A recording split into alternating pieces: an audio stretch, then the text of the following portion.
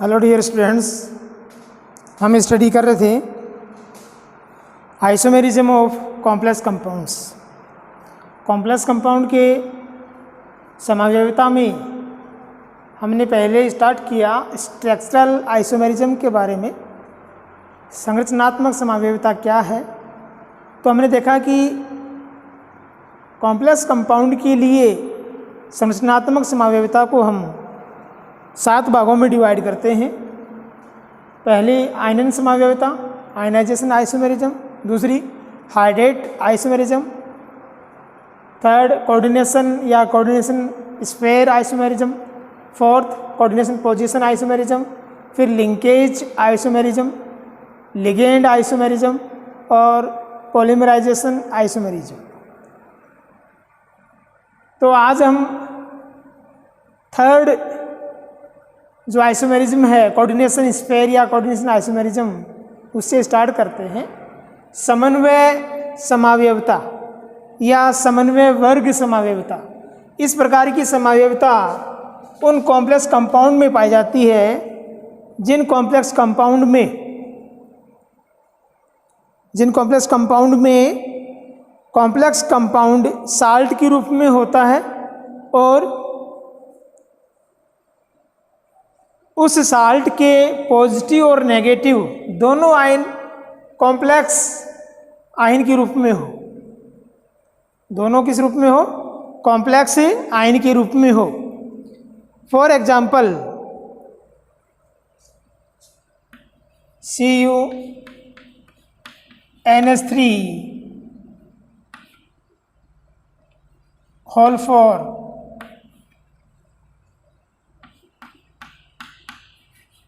और PTCl4। यहाँ पर ये एक कॉम्प्लेक्स कंपाउंड है। इसमें ये स्टार्टिंग वाला पॉजिटिव आयन पार्ट है और ये राइट हैंड साइड वाला नेगेटिव आयन पार्ट है।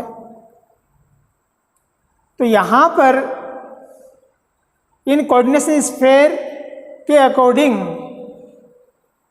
जो कंपोनेंट है, उन कंपोनेंट का जब एक्सचेंज हो जाता है तो उससे जो आइसोमर बनते हैं उन्हें हम बोलते हैं coordination sphere isomers. For example यहाँ पर कोऑर्डिनेशन स्फेयर आइसोमेरिज्म में 2 प्रकार से आइसोमर बन सकते हैं, क्योंकि यहाँ पर 2 प्रकार की स्पीसीज हैं या कंपोनेंट है, मेटल आयन और लिगेंड्स।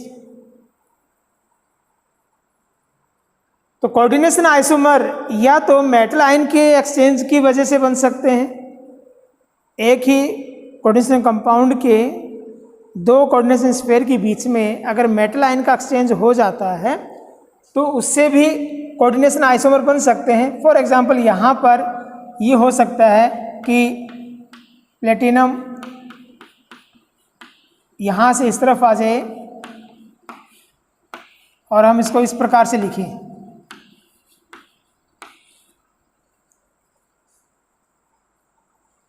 तो इस प्रकार यहाँ पर मेटल आयन के एक्सचेंज करने से जो एक नया कंपाउंड बना, उस कंपाउंड और पुराने कंपाउंड को अगर हम कंपेयर करते हैं तो दोनों के कंपोनेंट बिल्कुल सेम है, दोनों का मॉलिक्यूलर फॉर्मूला बिल्कुल सेम आएगा। तो इसके अकॉर्डिंग हम क्या कह सकते हैं? दोनों आइसोमर हैं। लेकिन दोनों में डिफरेंस किस वजह से है कि यहाँ पर तो पॉजिटिव जो कॉम्प्लेक्स आयन है उसमें मेटल आयन कॉपर है और यहाँ पर प्लेटिनम है। यहाँ पर इस कॉम्प्लेक्स नेगेटिव आयन के अंदर मेटल प्लेटिनम है और यहाँ पर कॉपर है। तो मेटल के एक्सचेंज की वजह से भी ये आइसोमर बन सकते हैं या लिगेंड के एक्सचेंज की वजह से भी आइसोमर बन सकते हैं। तो ये 2 प्रकार के प्रोसेस हो सकते हैं, या तो मेटल आयन के एक्सचेंज की वजह से या लिगेंड की एक्सचेंज की वजह से।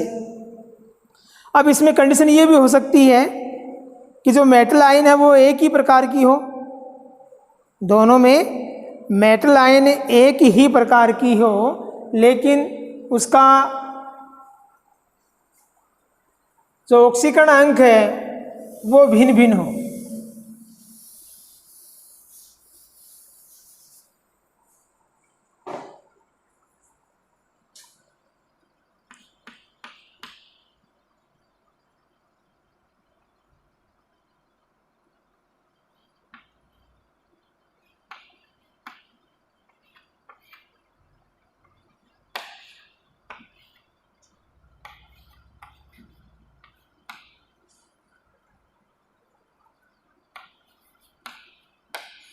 जैसे ये। अब यहाँ पर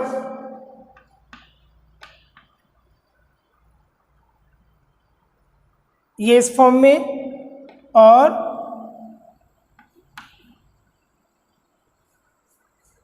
एक मिनट,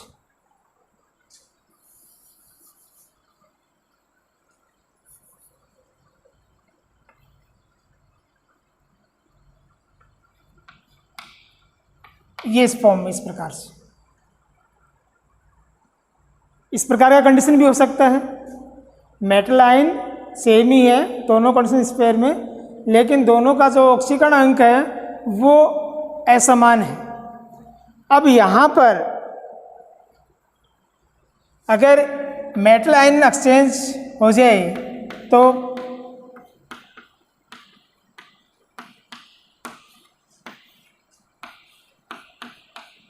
ये फोर्थ ऑक्सीडेशन स्टेट में और ये सेकेंड ऑक्सीडेशन स्टेट में।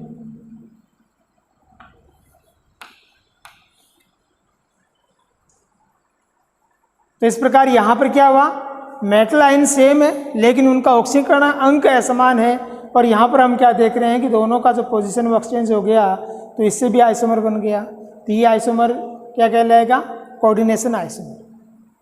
या जो लिगेंड है, उन लिगेंड का जो पोजीशन है इन दोनों स्पेयर के बीच में वो भी एक्सचेंज हो सकता है, और उसके एक्सचेंज होने की वजह से भी कॉम्प्लेक्स कंपाउंड आइसोमर बना सकते हैं। तो ये कोऑर्डिनेशन या कोऑर्डिनेशन स्पेयर आइसोमेरिज्म। फिर हम बात करते हैं कोऑर्डिनेशन पोजीशन आइसोमेरिज्म की। कोऑर्डिनेशन पोजीशन आइसोमेरिज्म वहाँ पाया जाता है जहाँ पर कोऑर्डिनेशन कंपाउंड पॉलीन्यूक्लियर हो, बहुनाभिकीय हो।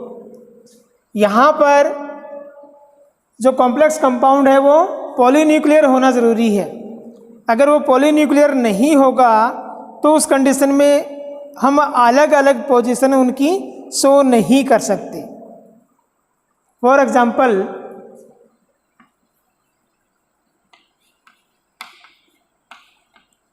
कोबाल्ट मेटल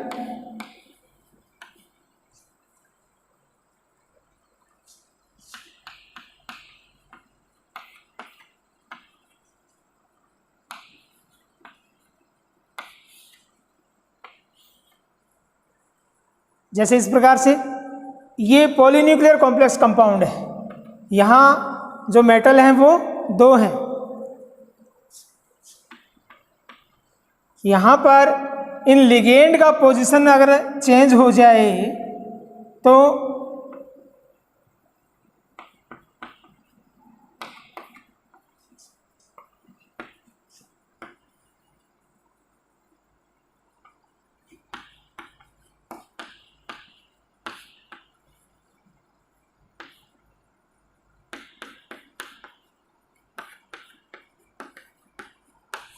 इस प्रकार से, तो यहाँ पर अगर इन दोनों को हम देखें तो दोनों के लिए मॉलिक्यूलर फॉर्मूला सेम आएगा।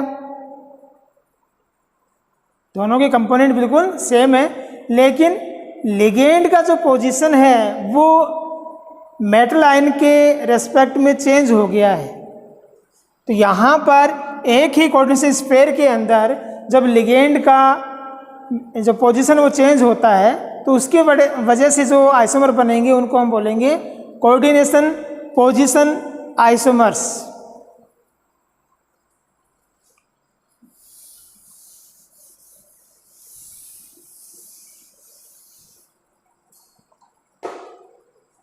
लिंकेज आइसोमर,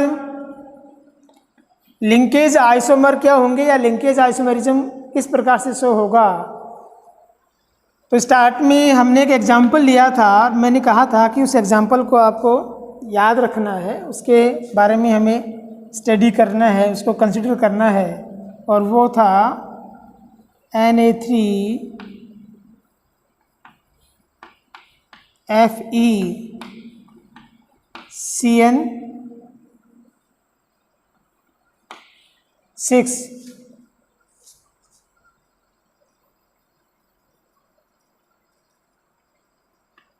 शायद ये लिखा था ना।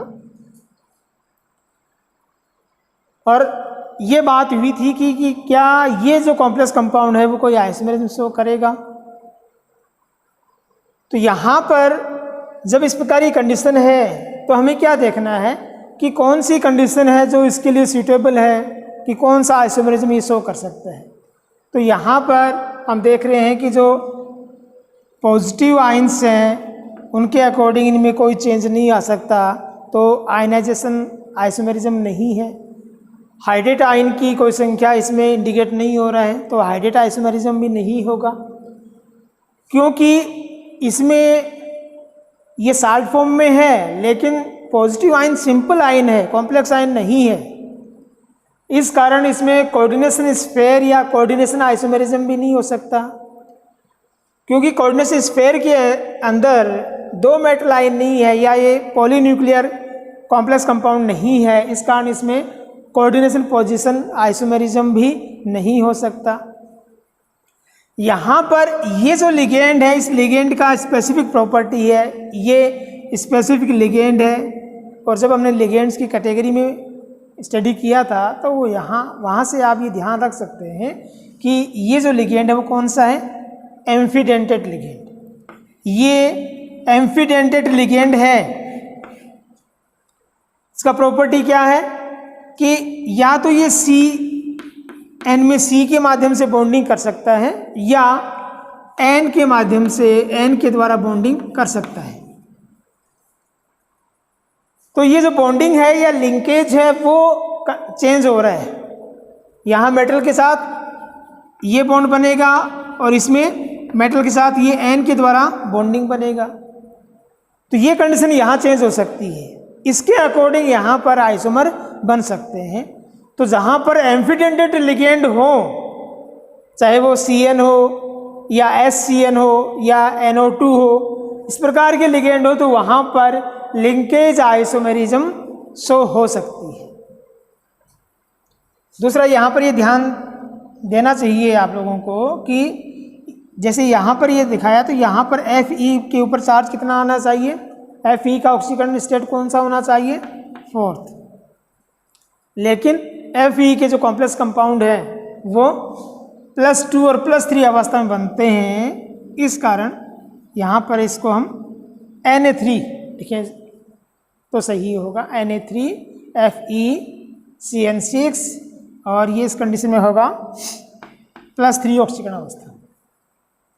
तो लिंकेज आइसोमेरिज्म उन कॉम्प्लेक्स कंपाउंड में रिप्रेजेंट होती है जिनमें लिगेंड एम्फीडेंटेड हो, उभय तंतु के लिगेंड प्रेजेंट हो, वहाँ पर लिंकेज आइसोमेरिज्म शो होगा। अब हम नेक्स्ट ले रहे हैं लिगेंड आइसोमेरिज्म। लिगेंड आइसोमेरिज्म में हम उन कॉम्प्लेक्स कंपाउंड को कंसिडर करते हैं जहाँ पर लिगेंड स्वयं आइसोमर बनाता हो, वो खुद आइसोमेरिक फॉर्म रिप्रेजेंट करता हो। For example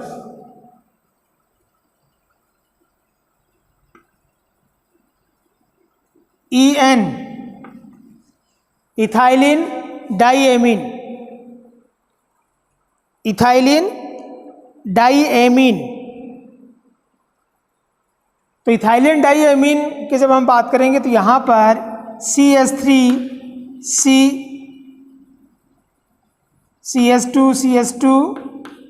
NS2।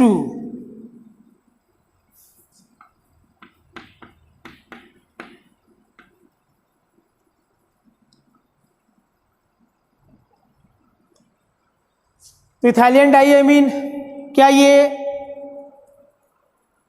खुद ये जो लिगेंड है क्या ये आइसोमेरिज्म शो करेगा?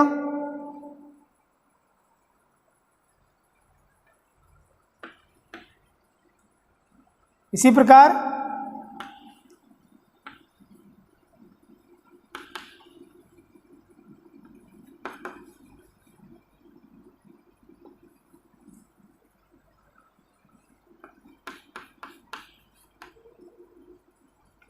एक कंपाउंड ये है,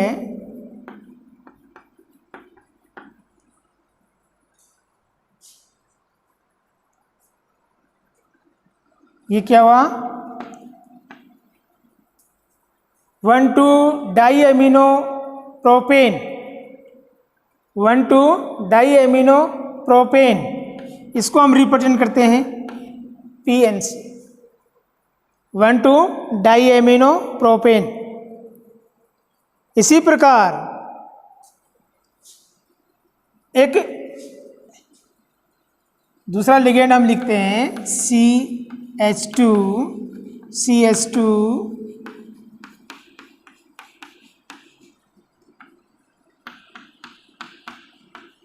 इथाइलिन डाईएमीन की तरह ही ये क्या है 1,3-डाईएमीन प्रोपेन, 1,3-डाईएमीन प्रोपेन, यहाँ इसको रिप्रेजेंट करते हैं TNC। जिस प्रकार से हम इथाइलिन डाईएमीन को रिप्रेजेंट कर रहे हैं उसी तरह का लिगेंड है, क्योंकि इथाइलिन डाईएमीन को आप अच्छी तरह से पहचानते हैं, यहाँ पर ये लिगेंड है। अब यहाँ पर जब इन दोनों लिगेंड को हम कंसिडर करें तो ये दोनों स्ट्रक्चरल आइसोमेरिज्म शो कर रहे हैं। उसमें भी कौन सी स्थिति समावयवता, क्योंकि यहाँ पर NH2 ग्रुप की स्थिति चेंज हो रही है। ये 1,2-डाईएमिनो प्रोपेन है और ये 1,3-डाईएमिनो प्रोपेन है, लेकिन दोनों के लिए अणुसूत्र तो सेम ही है। तो यहाँ पर अगर किसी कॉम्प्लेक्स कंपाउंड में मेटल आयन के साथ इस प्रकार के लिगेंड जुड़े हों तो जब हम फॉर्मूला उनका लिखेंगे तो फॉर्मूला तो सेम ही आएगा। जैसे फॉर एग्जांपल ये कॉम्प्लेक्स कंपाउंड है और दूसरा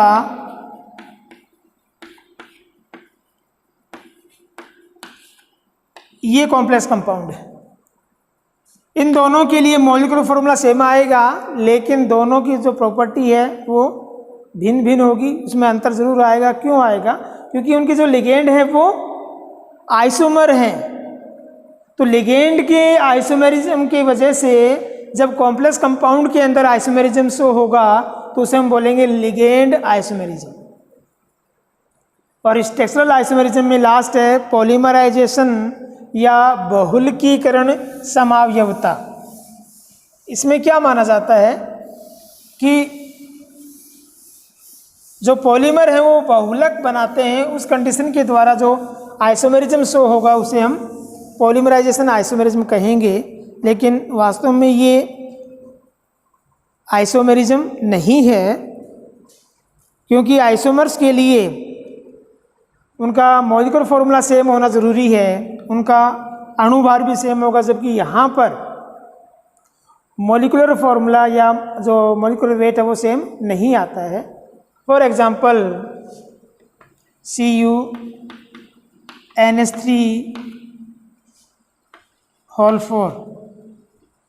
एक मिनट, चलो ठीक, और CuCl4,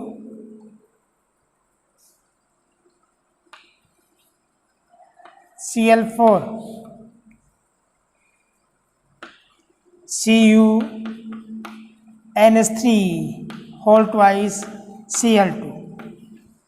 ये दो कॉम्प्लेक्स कंपाउंड है। ये एक साल्ट की फॉर्म में है और ये सेकेंड न्यूट्रल मॉलिक्यूल की फॉर्म में है।